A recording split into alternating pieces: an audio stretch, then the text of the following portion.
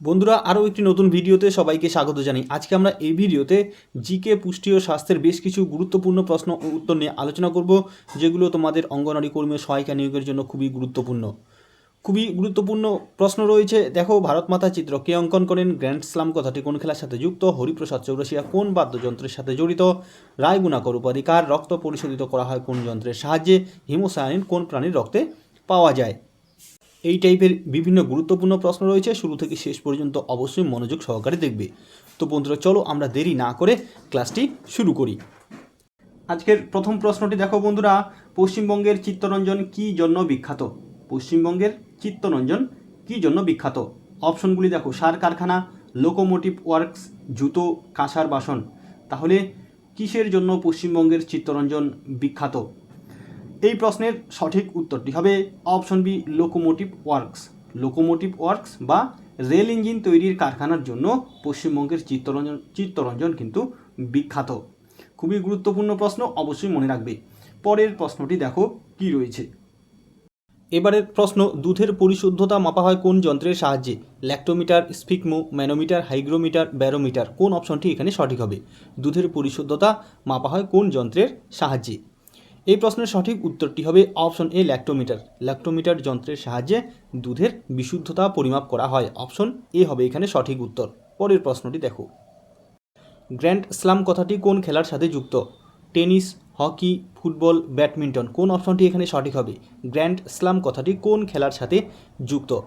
এই প্রশ্নের সঠিক উত্তর হবে অপশনে টেনিস। গ্র্যান্ড স্লাম কথাটি টেনিস খেলার সাথে যুক্ত। আরও একটি গুরুত্বপূর্ণ প্রশ্ন দেখো, পশ্চিমবঙ্গের কোথায় উষ্ণ প্রস্রবণ দেখা যায়? পশ্চিমবঙ্গের কোথায় উষ্ণ প্রস্রবণ দেখা যায়? অপশনগুলি হলো বক্রেশ্বর, বকখালি, বক্সা, বনগাঁ। তাহলে কোন অপশনটি এখানে সঠিক হবে? পশ্চিমবঙ্গের কোথায় উষ্ণ প্রস্রবণ দেখা যায়? এই প্রশ্নের সঠিক উত্তরটি হবে অপশন এ, বক্রেশ্বর। পশ্চিমবঙ্গের বক্রেশ্বরে উষ্ণ প্রস্রবণ দেখা যায়। অপশন এ হবে সঠিক উত্তর। পরের প্রশ্ন, এবারের প্রশ্নটি দেখো, রঞ্জি ট্রফি কোন খেলার সাথে যুক্ত? রঞ্জি ট্রফি কোন খেলার সাথে যুক্ত? অপশনগুলি হলো ফুটবল, বাস্কেটবল, ক্রিকেট, ব্যাডমিন্টন। তাহলে রঞ্জি ট্রফি কোন খেলাটির সাথে যুক্ত? এই প্রশ্নের সঠিক উত্তরটি হবে option C, cricket. Ranji trophy cricket খেলার সাথে যুক্ত। এর পরের প্রশ্নটি দেখো, আরও একটি গুরুত্বপূর্ণ প্রশ্ন দেখো, হকির জাদুকর কাকে বলা হয়? হকির জাদুকর কাকে বলা হয়? অপশনগুলি হলো ধ্যানচাঁদ, ধনরাজ পিল্লাই, ইনামুর রহমান, এদের কেউ নন। তাহলে কোন অপশনটি এখানে সঠিক হবে? হকির জাদুকর কাকে বলা হয়?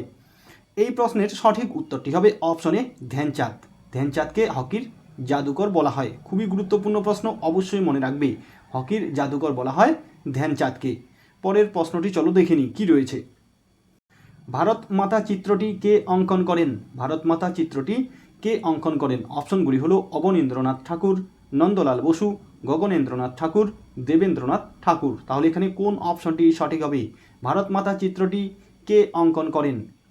বন্ধুরা, এই প্রশ্নের সঠিক উত্তরটি হবে অপশন এ, অবনীন্দ্রনাথ ঠাকুর। ভারত মাতা চিত্রটি অঙ্কন করেছিলেন অবনীন্দ্রনাথ ঠাকুর। পরের প্রশ্নটি দেখে নাও, কলকাতায় মেট্রো রেল কবে চালু হয়? কলকাতায় মেট্রো রেল কবে চালু হয়? বিভিন্ন কম্পিটিটিভ এক্সামে কিন্তু এই প্রশ্নটি আসে। অপশনগুলি হলো 1982, 1984, 1983, 1985। তাহলে কবে কলকাতায় মেট্রো রেল চালু হয়? বন্ধুরা, এই প্রশ্নের সঠিক উত্তরটি হবে অপশন বি, 1984 খ্রিস্টাব্দে। কলকাতায় মেট্রো রেল পরিষেবা চালু হয়েছিল 1984 খ্রিস্টাব্দে এবং ভারতের মধ্যে কলকাতাতেই প্রথম এই মেট্রো রেল পরিষেবা চালু হয় 1984 খ্রিস্টাব্দে। পরের প্রশ্নটি দেখো কি রয়েছে। টিটাগড় কোন শিল্পের জন্য বিখ্যাত? টিটাগড় কোন শিল্পের জন্য বিখ্যাত? শিল্পগুলির নাম হলো চর্মশিল্প, তাঁত শিল্প, কাগজ শিল্প, ইস্পাত কারখানা। তাহলে কোন শিল্পের জন্য টিটাগড় বিখ্যাত? এই প্রশ্নের সঠিক উত্তরটি হবে অপশন সি, কাগজ শিল্প। টিটাগড় কাগজ শিল্পের জন্য বিখ্যাত। আরও একটি গুরুত্বপূর্ণ প্রশ্ন দেখো, আদিনা মসজিদ কোথায় অবস্থিত? অপশনগুলি হলো নদিয়া, মুর্শিদাবাদ, মালদা, কোচবিহার। তাহলে আদিনা মসজিদ কোথায় অবস্থিত? এই প্রশ্নের সঠিক উত্তরটি হবে অপশন সি, মালদা বা মালদহ। পশ্চিমবঙ্গের মালদা জেলায় আদিনা মসজিদ অবস্থিত। তাহলে অপশন সি হবে এখানে সঠিক উত্তর। এবং এর পাশাপাশি মনে রাখবে এই আদিনা মসজিদ নির্মাণ করেছিলেন সিকান্দর শাহ। আদিনা মসজিদ নির্মাণ করেছিলেন সিকান্দর শাহ। এভাবেও কিন্তু প্রশ্নটি আসে যে আদিনা মসজিদ কে নির্মাণ করেন, তাহলে উত্তরটি হবে সিকান্দর শাহ। পরের প্রশ্নটি দেখো কি রয়েছে। দেবী চৌধুরানী মন্দির কোথায় অবস্থিত? দেবী চৌধুরানী মন্দির কোথায় অবস্থিত? অপশনগুলি হলো আলিপুরদুয়ার, জলপাইগুড়ি, কোচবিহার, উত্তর দিনাজপুর। তাহলে কোন জেলায় দেবী চৌধুরানী মন্দির অবস্থিত? এখানে বন্ধুরা অপশন বি জলপাইগুড়ি হবে সঠিক উত্তর। দেবী চৌধুরানী মন্দির পশ্চিমবঙ্গের জলপাইগুড়ি জেলায় অবস্থিত। খুবই গুরুত্বপূর্ণ প্রশ্ন। এরপরে প্রশ্নটি কি রয়েছে চলো দেখে নিই। আধুনিক অলিম্পিক গেমস কত সালে শুরু হয়? আধুনিক অলিম্পিক গেমস কত সালে শুরু হয়? অপশনগুলি হলো 1892, 1900, 1894, 1896। তাহলে এখানে কোন অপশনটি সঠিক হবে? আধুনিক অলিম্পিক গেমস কত সালে শুরু হয়? বন্ধুরা এই প্রশ্নের সঠিক উত্তরটি হবে অপশন ডি 1896 খ্রিস্টাব্দে। আধুনিক অলিম্পিক গেমস শুরু হয়েছিল 1896 খ্রিস্টাব্দে। এবং এর সাথে মনে রাখবে এই অলিম্পিক গেমস অনুষ্ঠিত হয়েছিল গ্রিসের এথেন্সে। তাহলে আধুনিক অলিম্পিক গেমস শুরু হয়েছিল 1896 খ্রিস্টাব্দে এবং এই অলিম্পিক গেমস অনুষ্ঠিত হয়েছিল গ্রিসের এথেন্সে। খুবই গুরুত্বপূর্ণ তথ্য, অবশ্যই কিন্তু মনে রাখবে। এর পরের প্রশ্নটি দেখো কি রয়েছে। আরও একটি গুরুত্বপূর্ণ প্রশ্ন দেখো, আলেকজান্ডার কবে ভারত আক্রমণ করেন? আলেকজান্ডার কবে ভারত আক্রমণ করেন? অপশনগুলি দেখো 298 খ্রিস্টপূর্বাব্দে, 302 খ্রিস্টপূর্বাব্দে, 303 খ্রিস্টপূর্বাব্দে, 327 খ্রিস্টপূর্বাব্দে। তাহলে আলেকজান্ডার কবে ভারত আক্রমণ করেন? এই চারটি অপশনের মধ্যে এখানে কোন অপশনটি সঠিক হবে? এই প্রশ্নের সঠিক উত্তরটি হবে অপশন ডি 327 খ্রিস্টপূর্বাব্দে। আলেকজান্ডার 327 খ্রিস্টপূর্বাব্দে ভারত আক্রমণ করেছিলেন। এবং এখানে কিন্তু অবশ্যই তোমরা মনে রাখবে কোনো কোনো সময় কিন্তু অপশনে 327 না থেকে 326 খ্রিস্টপূর্বাব্দ কিন্তু থাকে। তখন কিন্তু 327-এর জায়গায় যদি 326 থাকে তাহলে কিন্তু তোমরা 326 খ্রিস্টপূর্বাব্দে অ্যান্সার করবে। অবশ্যই মনে রাখবে কোনো কোনো সময় অপশনে 327ও দেওয়া থাকে এবং কোনো সময় 326 খ্রিস্টপূর্বাব্দ দুটিই কিন্তু দেওয়া থাকে। তাহলে আমাদের এখানে দেওয়া আছে 327 খ্রিস্টপূর্বাব্দ, এটি আমাদের অ্যান্সার করতে হবে। এর পরের প্রশ্নটি দেখো, ভারতীয় সংবিধানে কয়টি মৌলিক কর্তব্যের উল্লেখ আছে? ভারতীয় সংবিধানে কয়টি মৌলিক কর্তব্যের উল্লেখ আছে? অপশনগুলি হলো 10টি, 11টি, 12টি, 13টি। তাহলে ভারতীয় সংবিধানে কয়টি মৌলিক কর্তব্যের উল্লেখ আছে? এই প্রশ্নের সঠিক উত্তরটি হবে অপশন বি 11টি। ভারতীয় সংবিধানে মোট 11টি মৌলিক কর্তব্যের উল্লেখ আছে। খুবই গুরুত্বপূর্ণ প্রশ্ন, অবশ্যই মনে রাখবে ভারতীয় সংবিধানে 11টি মৌলিক কর্তব্যের উল্লেখ আছে। অপশন বি হবে এখানে সঠিক উত্তর। পরের প্রশ্নটি দেখো। এবারের প্রশ্নটি দেখো, ভারতের স্বাধীনতার সময় ব্রিটিশ প্রধানমন্ত্রী কে ছিলেন? ভারতের স্বাধীনতার সময় ব্রিটিশ প্রধানমন্ত্রী কে ছিলেন? অপশনগুলি দেখো Winston Churchill, Macmillan, Clement Attlee, Harold Wilson. তাহলে এখানে কোন অপশনটি সঠিক হবে? ভারতের স্বাধীনতার সময় ব্রিটিশ প্রধানমন্ত্রী কে ছিলেন? তাহলে কোন উত্তরটি এখানে সঠিক হবে? এখানে বন্ধুরা অপশন সি ক্লিমেন্ট এটলি হবে সঠিক উত্তর। ভারতের স্বাধীনতার সময় ব্রিটিশ প্রধানমন্ত্রী ছিলেন ক্লিমেন্ট এটলি। অপশন সি হবে এখানে সঠিক উত্তর। পরের প্রশ্নটি দেখো, খুবই একটি গুরুত্বপূর্ণ প্রশ্ন দেখো, নীলদর্পণ নাটকটির ইংরেজি অনুবাদ কে করেন? নীলদর্পণ নাটকটির ইংরেজি অনুবাদ কে করেন? অপশনগুলি হলো James Long, Michael Madhusudan Dutt, Bankimchandra Chattopadhyay, John Carey. তাহলে কোন অপশনটি এখানে সঠিক হবে? নীলদর্পণ নাটকটির ইংরেজি অনুবাদ কে করেন? এখানে বন্ধুরা এই প্রশ্নের সঠিক উত্তরটি হবে option B Michael Madhusudan Dutt. Nil Darpan নাটকটির ইংরেজি অনুবাদ করেন Michael Madhusudan Dutt. Option B হবে সঠিক উত্তর। এবং এর পাশাপাশি মনে রাখবে এই নীলদর্পণ নাটকটির রচয়িতা হলেন দীনবন্ধু মিত্র। নীলদর্পণ নাটকটির রচয়িতাকে এভাবেও কিন্তু প্রশ্ন আসে, তাহলে নীলদর্পণ নাটকটির রচয়িতা হলেন দীনবন্ধু মিত্র। তাহলে পরের প্রশ্নটি কি রয়েছে চলো দেখে নিই। হরিপ্রসাদ চৌরাশিয়া কোন বাদ্যযন্ত্র বাজানোর জন্য বিখ্যাত? হরিপ্রসাদ চৌরাশিয়া কোন বাদ্যযন্ত্র বাজানোর জন্য বিখ্যাত? অপশনগুলি হলো তবলা, সরোদ, বাঁশি, সেতার। তাহলে কোন অপশনটি এখানে সঠিক হবে? হরিপ্রসাদ চৌরাশিয়া কোন বাদ্যযন্ত্র বাজানোর জন্য বিখ্যাত? এই প্রশ্নের সঠিক উত্তরটি হবে অপশন সি বাঁশি। হরিপ্রসাদ চৌরাশিয়া যে বাদ্যযন্ত্রটি বাজানোর জন্য বিখ্যাত সেটি হলো বাঁশি। অপশন সি হবে এখানে সঠিক উত্তর। ভেরি ভেরি ইম্পর্টেন্ট একটি প্রশ্ন দেখো, রায় গুণাকর উপাধি কে পান? অপশনগুলি হলো ভারতচন্দ্র রায়, সমরেশ বসু, মুকুন্দরাম চক্রবর্তী, বিমল ঘোষ। তাহলে কোন অপশনটি এখানে সঠিক হবে? রায় গুণাকর উপাধি কে পান? বন্ধুরা, এই প্রশ্নের সঠিক উত্তরটি হবে অপশনে ভারতচন্দ্র রায়। রায় গুণাকর উপাধি পেয়েছিলেন ভারতচন্দ্র রায়। পরের প্রশ্নটি দেখো। এবারের প্রশ্নটি দেখো, পৌষ্টিকতন্ত্রের কোন অংশে পাচিত খাদ্যবস্তু শোষিত হয়? পৌষ্টিকতন্ত্রের কোন অংশে পাচিত খাদ্যবস্তু শোষিত হয়? অপশনগুলি হলো যকৃৎ, ক্ষুদ্রান্ত্র, বৃহদন্ত্র, অগ্নাশয়। তাহলে কোন অপশনটি এখানে সঠিক হবে? পৌষ্টিকতন্ত্রের কোন অংশে পাচিত খাদ্যবস্তু শোষিত হয়? এই প্রশ্নের সঠিক উত্তরটি হবে অপশন বি, ক্ষুদ্রান্ত্র। পৌষ্টিকতন্ত্রের ক্ষুদ্রান্ত্রের মধ্যে পাচিত খাদ্যবস্তু শোষিত হয়। এরপরের প্রশ্নটি দেখো কি রয়েছে। এবারের প্রশ্নটি হলো, নিম্নলিখিত কোনটি ক্ষতিকারক ছত্রাক? নিম্নলিখিত কোনটি ক্ষতিকারক ছত্রাক অর্থাৎ অপকারী ছত্রাক? অপশনগুলি হলো পাক্সিনিয়া, পেনিসিলিয়াম, ইস্ট, অ্যাগারিকাস। তাহলে এই চারটি ছত্রাকের মধ্যে কোনটি ক্ষতিকারক ছত্রাক বা অপকারী ছত্রাক? এখানে এই প্রশ্নের সঠিক উত্তরটি হবে অপশনে পাক্সিনিয়া।